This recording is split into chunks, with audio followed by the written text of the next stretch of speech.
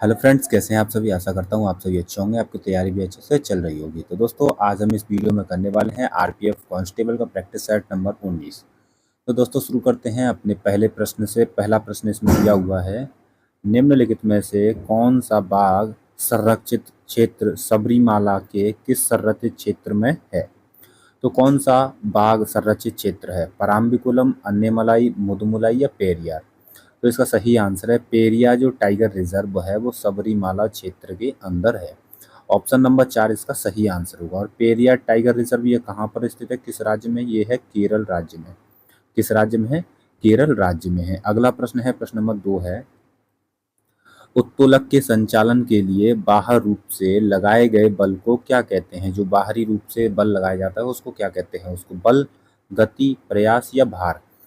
तो जो उत्तोलक के संचालन के जो बाहर रूप से यानी बाहर से बल लगाया जाता है उसको बोलते हैं प्रयास। ऑप्शन नंबर 3 इसका सही आंसर। प्रयास यानी कि एफर्ट, EFFORT, इसको क्या बोला जाता है, प्रयास। अगला प्रश्न है, प्रश्न नंबर 3 है, किसके कार्यकाल के दौरान कारखाना अधिनियम 1881 में पारित हुआ था। किसके कार्यकाल के दौरान, डफरिन के, रिपन के, मेयो के या लिटन के। तो इसका सही आंसर है रिपन के समय जो कारखाना अधिनियम 1881 था वो पारित हुआ था। इसमें क्या किया गया था, जो श्रमिकों के जो कार्य करने का जो घंटों की जो समय था उसमें घंटों की कमी की गई थी और जो श्रमिकों की स्थिति थी उसमें भी सुधार किया गया था। और दोस्तों, जो रिपन है इसको भारत में जो स्थानीय स्वशासन हुआ था, स्थानीय स्थानीय स्वशासन का क्या माना जाता है, स्थानीय स्वशासन का जनक माना जाता है रिपन को। ऑप्शन नंबर 2 इसका सही आंसर है। अगला प्रश्न है, प्रश्न नंबर 4 है, भारतीय खेल प्राधिकरण, स्पोर्ट्स अथॉरिटी ऑफ इंडिया यानी कि SAI की स्थापना कब हुई थी। 1986 में, 2000 में, 1996 में या 1984 में। तो जो भारतीय खेल प्राधिकरण की स्थापना हुई है वो हुई है 1984 ईस्वी में। कब हुई है, 1984 ईस्वी में। ऑप्शन नंबर 4 इसका सही आंसर है।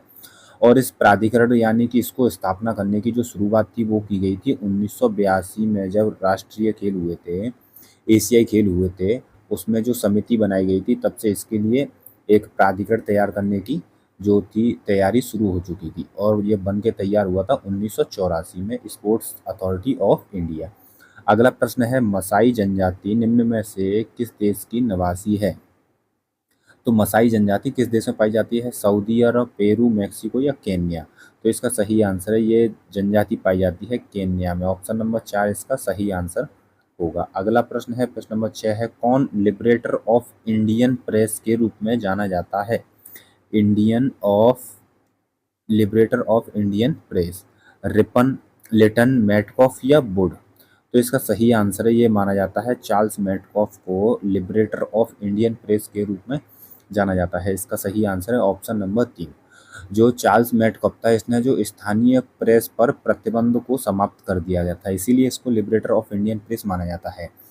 जो भारतीय प्रेस मुक्तिदाता कहते हैं इसको। जो भारतीय प्रेस स्वतंत्रता हुई थी, जो भारतीय प्रेस को कब स्वतंत्र किया गया था, ये किया गया था 15 सितंबर 1835 ईस्वी में। जो भारतीय प्रेस स्वतंत्रता अधिनियम आया था 15 सितंबर 1835 ईस्वी को आया था। किसके समय आया था, ये चार्ल्स मैटकॉफ के समय। किसके, चार्ल्स मैटकॉफ के। अगला प्रश्न है, प्रश्न नंबर 7 है, राउरकेला इस्पात संयंत्र कहाँ स्थित है। तो कहाँ स्थित है, महाराष्ट्र में, झारखंड में, उड़ीसा में या आंध्र प्रदेश में। तो इसका सही आंसर है, जो राउरकेला इस्पात संयंत्र स्थित है वो है उड़ीसा राज्य में। किस राज्य में, उड़ीसा राज्य में स्थित है राउरकेला इस्पात संयंत्र। इसकी शुरुआत कब की गई थी, इसकी शुरुआत की गई थी 1954 ईस्वी में। कब की गई थी, 1954 ईस्वी में। अगला प्रश्न है, शब्द सर्विस निम्न में से किस खेल से संबंधित है। तो जो सर्विस शब्द है ये किस खेल में प्रयोग किया जाता है, क्रिकेट में, कबड्डी में, मुक्केबाजी में, वॉलीबॉल में। तो इसका सही आंसर है, ये प्रयोग किया जाता है वॉलीबॉल में। वॉलीबॉल में सर्विस शब्द का प्रयोग किया जाता है। अगला प्रश्न है, प्रश्न नंबर 9 है, हिमालय फ्रंटल फॉल्ट शिवालिक को किससे अलग करता है। तो शिवालिक को किससे अलग करता है, लघु हिमालय से, मध्य हिमालय से, ग्रेट हिमालय से या भारत के जो विस्तृत मैदान है उससे अलग करता है। तो जो हिमालय फ्रंटल फॉल्ट है ये शिवालिक को भारत के विस्तृत मैदान से अलग करता है। किससे अलग करता है? विस्तृत मैदान से, यानी कि उस मैदान से शिवालिक को अलग करता है। अगला प्रश्न है, प्रश्न नंबर 10 है, ठोस कोण की इकाई क्या है? ठोस कोण की इकाई क्या है? एंगल, डिग्री, स्टेरेडियन या रेडियन? तो इसका सही आंसर है, जो ठोस कोण की इकाई है वो है स्टेरेडियन। क्या है? स्टेरेडियन। ऑप्शन नंबर 3 इसका सही आंसर होगा। अगला प्रश्न है, प्रश्न नंबर 11 है, a bunch of old letters का संपादन और प्रकाशन किसने किया था? A bunch of old letters. तो जयप्रकाश नारायण ने, महात्मा गांधी, एनी बेसेंट या जवाहरलाल नेहरू? तो इसका सही आंसर ये किया था, जवाहरलाल नेहरू के द्वारा इसका संपादन किया गया था और प्रकाशन भी किया गया था। A bunch of letters. जो पंडित जवाहरलाल नेहरू थे, इनके द्वारा एक और पुस्तक लिखी गई है जिसका नाम है डिस्कवरी ऑफ इंडिया। क्या नाम है? Discovery discovery of India. क्या है? डिस्कवरी ऑफ इंडिया इनके द्वारा लिखी गई एक और पुस्तक है। पंडित जवाहरलाल नेहरू के पिता का नाम क्या था? इनके पिता का नाम था मोतीलाल नेहरू। क्या नाम था? मोतीलाल नेहरू इनके पिता का नाम था। ठीक है दोस्तों, अगला प्रश्न देखेंगे, प्रश्न नंबर 12 है, विश्व विश्व खुशहाली रिपोर्ट 2018 में निम्न में से कौन सा देश प्रथम रैंक पर है? यानी पहले नंबर पर कौन था? तो 2018 की जगह आप यहाँ पर 2024 कर लीजिएगा। कितना? 2024 में तो पहले नंबर पर फिनलैंड है। कौन सा देश है? पहले नंबर पर है फिनलैंड। भारत का स्थान 126वां है। 126वें नंबर पर कौन है? 126वें नंबर पर है इंडिया। कौन सा है? इंडिया अपना देश है। और 146 यानी सबसे लास्ट में है अफगानिस्तान। कौन सा देश है? अफगानिस्तान सबसे लास्ट में है। अगला प्रश्न है, प्रश्न नंबर 13 है, एरिन्स एरिन्स किसे कहते हैं? एरिन्स किसे कहते हैं? एरोमेटिक हाइड्रोकार्बन को, एल्कीन्स को, असंतृप्त हाइड्रोकार्बन को या संतृप्त हाइड्रोकार्बन को? तो जो एरिन्स कहा जाता है वो कहा जाता है एरोमेटिक हाइड्रोकार्बन को एरिन्स कहा जाता है। ऑप्शन नंबर 1 इसका सही आंसर होगा। अगला प्रश्न है, प्रश्न नंबर 14 है, भारत के संविधान में अनुसूचियों की संख्या कितनी है? तो वर्तमान में कितनी है अनुसूचियां? 9, 12, 8 या 10? तो इसका सही आंसर है, वर्तमान में जो अनुसूचियों की संख्या है वो है 12। और जो मूल संविधान था उसमें कितनी अनुसूचियां थी? उसमें कुल 8 अनुसूचियां थी, जो कि वर्तमान में 12 अनुसूचियां हो चुकी हैं। जो मूल संविधान था उसमें कुल 22 भाग थे। कितने भाग थे? 22 भाग थे। वर्तमान में जो कि कितने हो चुके हैं? 25 भाग हो चुके हैं वर्तमान में। उस समय 395 अनुच्छेद थे। कितने थे? 395 अनुच्छेद थे, जो कि वर्तमान में 470 के लगभग अनुच्छेद हो चुके हैं।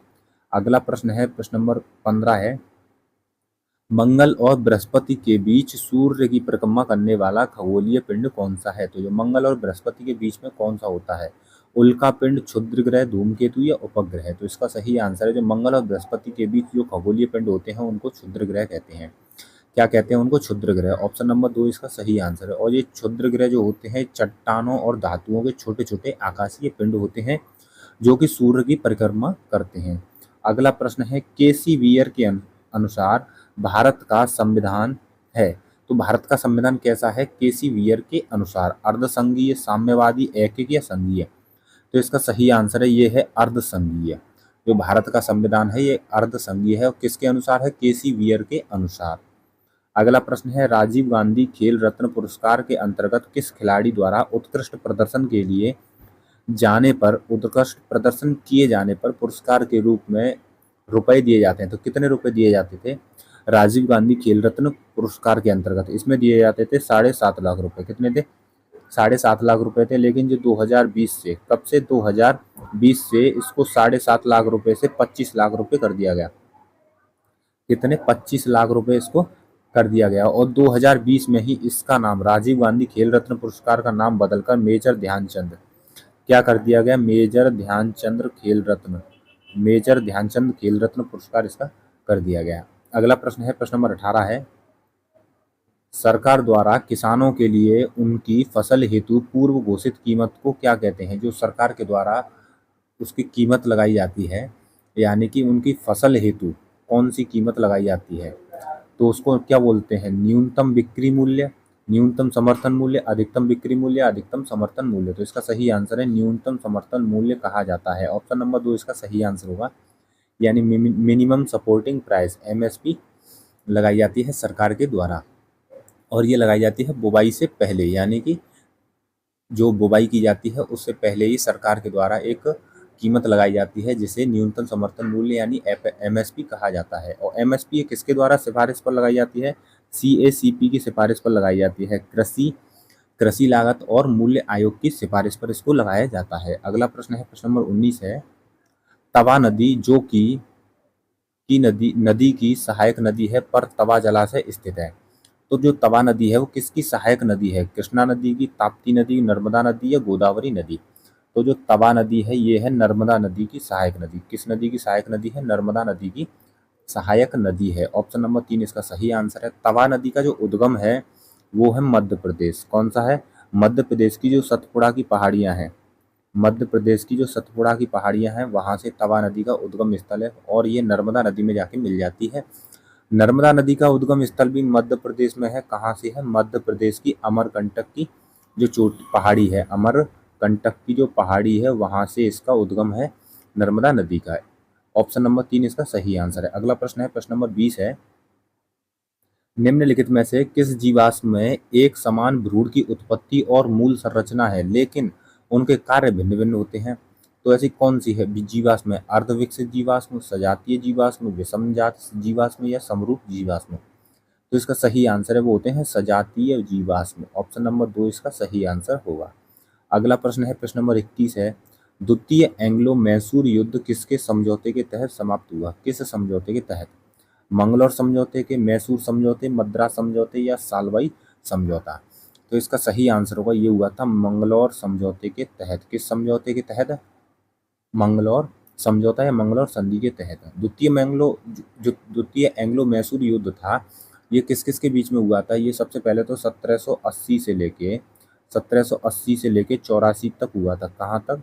1780 से लेके 84 तक चला था। इसमें टीपू सुल्तान और ईस्ट इंडिया कंपनी के बीच में यह युद्ध हुआ था जिसमें टीपू सुल्तान विजय हुआ, जिसकी वजह से यहाँ पर मंगलौर संधि हुई थी। अगला प्रश्न है, प्रश्न नंबर 22 है, संसद भवन स्थानीय क्षेत्र विकास योजना एमपी लेट्स यानी member of parliament local area development scheme किस वर्ष शुरू की गई थी? 1992, 1993, 1990 या 1994? तो ये जो स्कीम थी, योजना थी, वो शुरू की गई थी 1993 में। ऑप्शन नंबर 2 इसका सही आंसर होगा। इसमें क्या कहा गया था कि जो सांसद होते हैं वो 5 करोड़ प्रति साल अपने जो एरिया होता है, अपना जो क्षेत्र होता है उसमें खर्च कर सकते हैं। अगला प्रश्न है, प्रश्न नंबर 23 है, कुक जलडमरू मध्य जिसे स्ट्रेट कहते हैं निम्न में से किस देश में स्थित है? रूस में, ऑस्ट्रेलिया, ईरान या न्यूजीलैंड? तो इसका सही आंसर है ये है न्यूजीलैंड में। किस है? न्यूजीलैंड। ऑप्शन नंबर 4 इसका सही आंसर होगा जो कुक जलडमरू मध्य है। अगला प्रश्न है, निम्नलिखित में से किस संविधान संशोधन अधिनियम के द्वारा मतदान की आयु को 21 वर्ष से घटाकर 18 वर्ष कर दिया गया है? तो कौन सा संविधान संशोधन है? 44वां संविधान संशोधन, 42वां, 69वां या 61वां संविधान संशोधन अधिनियम? तो इसका सही आंसर है प्रश्न नंबर ऑप्शन नंबर 4 इसका सही आंसर होगा 61वां संविधान संशोधन अधिनियम 1989। 1989 में जो संविधान संशोधन हुआ था उसके तहत मतदान करने की जो आयु थी 21 वर्ष से घटाकर 18 वर्ष कर दी गई थी। ऑप्शन नंबर 4 इसका सही आंसर है। अगला प्रश्न है, भारत के संविधान का संरचनात्मक भाग से लिया गया है? किस से लिया गया है? भारत सरकार अधिनियम 1919 से, भारत सरकार अधिनियम 1935 से, भारत सरकार अधिनियम 1858 या भारत सरकार अधिनियम 1909? तो इसका सही आंसर है भारत सरकार अधिनियम 1935 से संविधान का संरचनात्मक भाग लिया गया है। और ये भारत सरकार अधिनियम 1935 में आया था लेकिन लागू कब हुआ था? ये हुआ था 1937 में, ये लागू हुआ था।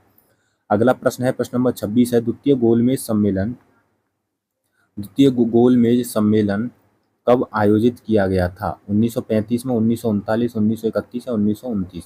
तो इसका सही आंसर है द्वितीय गोलमेज सम्मेलन 1931 में आयोजित किया गया था। और इसमें इस जो इंडियन नेशनल कांग्रेस थी, आईएनसी, इंडियन नेशनल कांग्रेस का जो प्रतिनिधित्व किया था वो किया था गांधी जी ने। किसके द्वारा किया गया था? ये किया गया था गांधी जी के द्वारा इसमें किया गया था। और किसके तहत किया गया था? गांधी इरविन समझौता हुआ था, उसमें कहा गया था कि द्वितीय गोलमेज सम्मेलन में भारतीय राष्ट्रीय कांग्रेस का प्रतिनिधित्व महात्मा गांधी करेंगे। और ये 1931 में हुआ था। और कहाँ पर हुआ था? ये हुआ था लंदन में। कहाँ हुआ था? लंदन में हुआ था। अगला प्रश्न है, प्रश्न नंबर 27 है, किस उत्कृष्ट गैस जिसे नोबेल गैस को यानी नोबेल गैस को स्ट्रेंजर गैस कहा जाता है? तो कौन सी गैस है जिसे स्ट्रेंजर गैस कहते हैं? आर्गन, जेनॉन, नियोन या क्रिप्टॉन? तो स्ट्रेंजर गैस कहा जाता है जेनॉन को। किसको कहा जाता है? जेनॉन को स्ट्रेंजर गैस कहा जाता है, या इसी को बाहरी गैस भी बोलते हैं। क्या बोलते हैं? बाहरी गैस या स्ट्रेंजर गैस। अगला प्रश्न है 28, भारत के संविधान का भाग 6 किससे संबंधित है? राज्य सरकार से, राज्य नीति निर्देशक सिद्धांत से, केंद्र सरकार से या चुनाव आयोग से? तो भाग जो 6 है ये राज्य सरकार से संबंधित है। किससे संबंधित है? राज्य सरकार से संबंधित है। और इसका आर्टिकल 152 से 237 तक इसका उल्लेख है। इसमें क्या है? राज्य की कार्यपालिका, विधायिका और न्यायपालिका, इन सभी का उल्लेख इसमें दिया गया है भाग 6 में। अगला प्रश्न है, प्रश्न नंबर 29 है, युवा मामले और खेल मंत्रालय के तहत स्वायत्त निकाय NDTL का पूर्ण रूप क्या है? तो नेशनल डोप टेस्टिंग लेबोरेटरी है, या नेशनल डार्कनेस टेस्टिंग लेबोरेटरी है, नेचुरल डोप टेस्टिंग लेबोरेटरी है, नेशनल डोपिंग ट्रांसफॉर्मेशन लेबोरेटरी है? तो इसका सही आंसर है national dope testing laboratory. Option number 1 इसका सही आंसर होगा। अगला प्रश्न है, प्रश्न नंबर 30 है, कलमकारी पेंटिंग का प्रारंभ किस राज्य में हुआ? हिमाचल प्रदेश में, मध्य प्रदेश, उत्तर प्रदेश या आंध्र प्रदेश? तो जो कलमकारी पेंटिंग का प्रारंभ हुआ है वो है आंध्र प्रदेश से हुआ है। ऑप्शन नंबर 4 इसका सही आंसर होगा। इसमें प्राकृतिक रंगों का प्रयोग किया जाता है, इसी को कलमकारी पेंटिंग कहते हैं। अगला प्रश्न है, प्रश्न नंबर 31 है, कौन सा संशोधन अधिनियम भारत का लघु संविधान कहा जाता है? तो ऐसा कौन सा संशोधन अधिनियम है? 42वां संविधान संशोधन 1976, 44वां संविधान संशोधन 1978, 24वां संविधान संशोधन अधिनियम 1971 या 86वां संविधान संशोधन 1976? तो इसका सही आंसर है जो 42वां संविधान संशोधन 1976 हुआ है, इसको भारत का लघु संविधान भी कहा जाता है। क्योंकि दोस्तों इसमें प्रस्तावना में जो प्रस्तावना थी उसमें 3 शब्द जोड़े गए। कितने शब्द जोड़े गए? इसमें काफ़ी संशोधन हुए थे। एक तो प्रस्तावना में 3 शब्द जोड़े गए, इसी के तहत भाग 4 का क जोड़ा गया, जिसमें अनुच्छेद 51 ये जोड़ा गया। उसमें मूल कर्तव्य, कितने मूल कर्तव्य? 10 मूल कर्तव्यों को जोड़ा गया।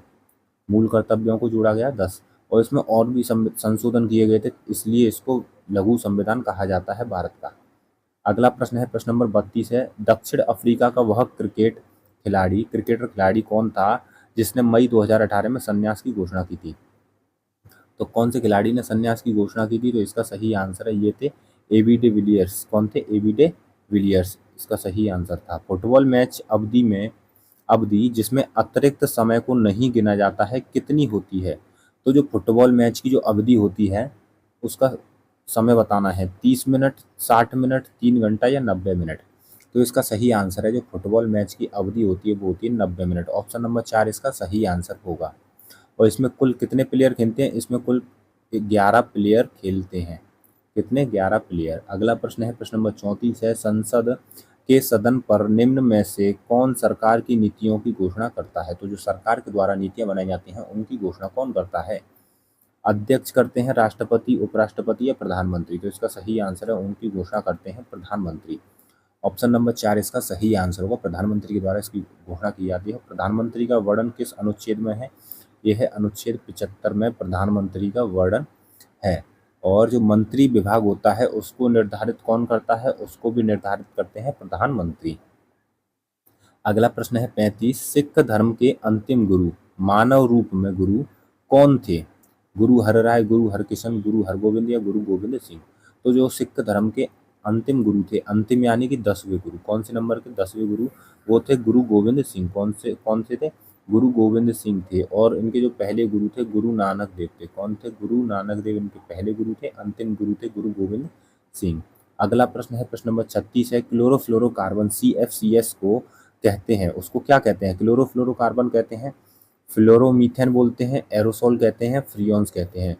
तो जो क्लोरोफ्लोरोकार्बन होता है इसको फ्रियोन्स के नाम से भी जाना जाता है। ऑप्शन नंबर 4 इसका सही आंसर होगा। जो क्लोरोफ्लोरोकार्बन है इसका प्रयोग कहाँ किया जाता है? इसका रेफ्रिजरेटर में प्रयोग किया जाता है, यानी कि फ्रीज में, और आग बुझाने वाले जो यंत्र होते हैं उसमें इसका प्रयोग किया जाता है।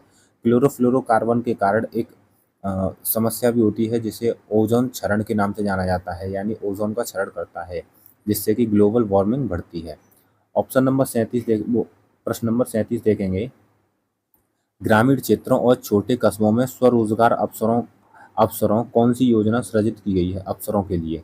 तो कौन सी योजना शुरू की गई है? ग्रामीण रोजगार निर्माण कार्यक्रम REGP, प्रधानमंत्री ग्रामोदय योजना RMGY, प्रधानमंत्री जनधन योजना PMJDY, या फिर स्वर्ण जयंती ग्राम रोजगार योजना। तो इसका सही आंसर है जो ग्रामीणों के लिए योजना शुरू की गई वो है, जो ग्रामीण क्षेत्रों में छोटे कस्बों में स्वरोजगार के लिए जो योजना शुरू की गई है वो है ग्रामीण रोजगार निर्माण कार्यक्रम REGP। अगला प्रश्न देखेंगे, प्रश्न नंबर 38 है, निम्न में से कौन सा नाटक कालिदास ने लिखा? तो कालिदास ने कौन सा नाटक लिखा? मृच्छकटिक, रत्नावली, मालविकाग्निमित्रम, या देवी चंद्रगुप्त? तो इसका सही आंसर है मालविकाग्निमित्रम। जो कालिदास के द्वारा लिखा गया है वो है ऑप्शन नंबर 3, मालविकाग्निमित्रम। इनके द्वारा और भी रचनाएं की गई हैं, जैसे अभिज्ञान शाकुंतलम है, रघुवंश, मेघदूत, कुमार संभव, ये इन्हीं के द्वारा रचित रचनाएं हैं। ऑप्शन नंबर 3 इसका सही आंसर है। अगला प्रश्न है, प्रश्न नंबर 39 है, निम्न में से किस देश को पहले फार्मोसा के नाम से जाना जाता था? किस देश को जाना जाता है फार्मोसा के नाम से? दक्षिण कोरिया, चीन, ताइवान, या जापान? तो इसका सही आंसर है फार्मोसा के नाम से ताइवान को जाना जाता था। ऑप्शन नंबर 3 इसका सही आंसर है। अगला प्रश्न देखेंगे, भारत का संविधान एक क्या है? चित्रात्मक दस्तावेज है, सबसे लंबा लिखित संविधान है, या मुद्रित है जिसे प्रिंटेड दस्तावेज है, या अलिखित संविधान है? तो जो भारत का संविधान है एक सबसे लंबा लिखित संविधान है। कैसा संविधान है? सबसे लंबा लिखित संविधान है। ऑप्शन नंबर 2 इसका सही आंसर होगा। प्रश्न नंबर 41 है, भारत के संविधान का सुलेखक किसे कहा जाता है? सुलेखक किसे कहते हैं? AB ठक्कर, नंदलाल बोस, JB कृपलानी, या प्रेम बिहारी नारायण रायजादा? तो इसका सही आंसर है ऑप्शन नंबर 4, प्रेम बिहारी नारायण रायजादा जो है इनको भारत के संविधान का सुलेखक कहा जाता है। प्रेम बिहारी नारायण रायजादा ने जो संविधान था उसको अपने हाथों से लिखा था, और किस में लिखा है? ये लिखा है इटैलिक में। किससे लिखा है? इटैलिक में लिखा है। अगला प्रश्न है, प्रश्न नंबर 42 है, महात्मा गांधी की अध्यक्षता में भारतीय राष्ट्रीय कांग्रेस का एकमात्र अधिवेशन कहाँ आयोजित किया गया था? तो यानी कि महात्मा गांधी जी ने इसकी अध्यक्षता की थी, और ये अधिवेशन कहाँ हुआ था? नागपुर में, सूरत में, बॉम्बे में, या बेलगांव में? तो इसका सही आंसर है ऑप्शन नंबर 4, ये हुआ था बेलगांव में। और बेलगांव कहाँ स्थित है? बेलगांव है कर्नाटक राज्य में स्थित है। महात्मा गांधी के द्वारा मात्र एक बार कांग्रेस की अध्यक्षता की थी, और वो इसी समय की गई थी 1924 ईस्वी में। कब की गई थी? 1924 ईस्वी में, बेलगांव कर्नाटक में। अगला प्रश्न है, प्रश्न नंबर 43 है, सापेक्ष गति में परस्पर क्रिया करने वाली दो सतहों के बीच कार्यरत घर्षण बल क्या है? तो इस घर्षण बल को क्या कहते हैं? चक्रीय घर्षण, गतिक घर्षण, सीमित घर्षण, या स्थैतिक घर्षण? तो इसका सही आंसर है, इसको घर्षण को कहा जाता है गतिक घर्षण, जो सापेक्ष गति में परस्पर क्रिया करने वाली दो सतहों के बीच उत्पन्न होता है, गतिक घर्षण। अगला प्रश्न 44, कौन सा अनुच्छेद देश के सभी नागरिकों के लिए समान नागरिक संहिता से संबंधित है? तो समान नागरिक संहिता का उल्लेख किस अनुच्छेद में है? अनुच्छेद 44 में, अनुच्छेद 46 में, अनुच्छेद 50 में, या अनुच्छेद 48 में? तो इसका सही आंसर है ये है अनुच्छेद 44 में, इसका वर्णन है समान नागरिक संहिता का, अनुच्छेद 44 में। अगला प्रश्न, बड़ी आंत के प्रथम भाग को क्या कहते हैं? जो बड़ी आंत है उसकी जो प्रथम भाग है उसको क्या कहते हैं? विली, सीकम, मज्जा जैसे मेडुला कहते हैं, या क्लेप्सियला? तो इसका सही आंसर, बड़ी आंत का जो पहला भाग होता है उसको बोलते हैं सीकम। सीकम के इसके बाद होता है कॉलन, कॉलन के बाद होता है रेक्टम। ठीक है दोस्तों, ऑप्शन नंबर 2 इसका सही आंसर होगा। अगला प्रश्न है, प्रश्न नंबर 46 है, जहां वार्षिक वर्षा से अधिक होती है वहां उष्णकटिबंधीय सदाबहार वन होते हैं। तो कितनी वर्षा से अधिक होनी चाहिए जिससे कि उष्णकटिबंधीय सदाबहार वन कहलाएं? तो 150 सेंटीमीटर, 100 सेंटीमीटर, 300 सेंटीमीटर, या 200 सेंटीमीटर? तो ये इसका सही आंसर होगा ऑप्शन नंबर 4, 200 सेंटीमीटर से अधिक वर्षा होने पर वहाँ के जो वन होते हैं उनको उष्णकटिबंधीय सदाबहार वन कहते हैं। Option number 4। अगला प्रश्न है 47, भारत में किस राज्य में राष्ट्रीय उद्यानों की सर्वाधिक संख्या है? तो किस राज्य में राष्ट्रीय उद्यानों की सर्वाधिक संख्या है? मध्य प्रदेश में, पंजाब में, त्रिपुरा में, या तमिलनाडु में? तो इसका सही आंसर है मध्य प्रदेश में। मध्य प्रदेश में कुल कितने राष्ट्रीय उद्यान हैं? मध्य प्रदेश में वर्तमान में कुल 12 राष्ट्रीय उद्यान हैं। और इसके बाद दूसरे नंबर पर आता है असम। असम में कितने राष्ट्रीय उद्यान हैं? असम में है 7 राष्ट्रीय उद्यान। अगला प्रश्न देखेंगे, प्रश्न नंबर 48 है, निम्नलिखित भारत के किस राज्य में ग्रीष्मकालीन और शीतकालीन राजधानी है? तो यहाँ देखेंगे कौन से राज्य में ग्रीष्मकालीन और शीतकालीन राजधानी है। सिक्किम में, जम्मू और कश्मीर में, उत्तराखंड में या राजस्थान में? तो इसका सही आंसर है उत्तराखंड में। उत्तराखंड में 2 राजधानियां हैं, एक देहरादून है और एक गैरसैंण है। जिस तो इसका सही आंसर है ऑप्शन नंबर 3। अगला प्रश्न देखेंगे, प्रश्न नंबर 49 है, प्रतिरक्षा विज्ञान के जनक कौन है? Edward Jenner, Antonie van Leeuwenhoek, Robert Koch या कॉर्लियोनस?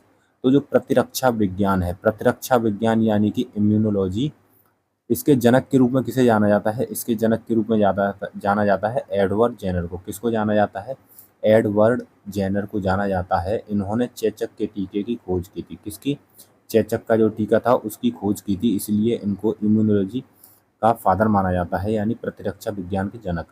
अगला प्रश्न, इंटरनेट कैफे, एटीएम बूथ और कॉल सेंटर किसके उदाहरण हैं? तृतीयक सेक्टर यानी थर्ड सेक्टर, चतुर्थ सेक्टर, द्वितीय सेक्टर या प्राथमिक सेक्टर?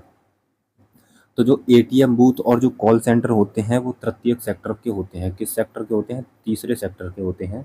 ऑप्शन नंबर 1 इसका सही आंसर होगा। तो दोस्तों थर्ड सेक्टर में जो लोग आते हैं उसका मतलब क्या है? उसमें जो सेवा क्षेत्र होता है वो सभी तीसरे क्षेत्र में आते हैं। किस क्षेत्र में आते हैं? तीसरे क्षेत्र में। प्राथमिक क्षेत्र में सभी प्राकृतिक संसाधन आते हैं। कैसे संसाधन? जो प्राकृतिक संसाधन होते हैं वो सभी पहले क्षेत्र में आते हैं। द्वितीय क्षेत्र में विनिर्माण वाली चीज़ें आती हैं। क्या चीज़ें आती हैं? जिसमें विनिर्माण किया जाता है, वो सभी चीज़ें द्वितीय क्षेत्र में आते हैं। तो दोस्तों हमारे यहाँ पर 50 प्रश्न कंप्लीट होते हैं। अगर आपको ये वीडियो हेल्पफुल लगी हो तो चैनल को सब्सक्राइब ज़रूर कर लीजिएगा। जय हिंद दोस्तों।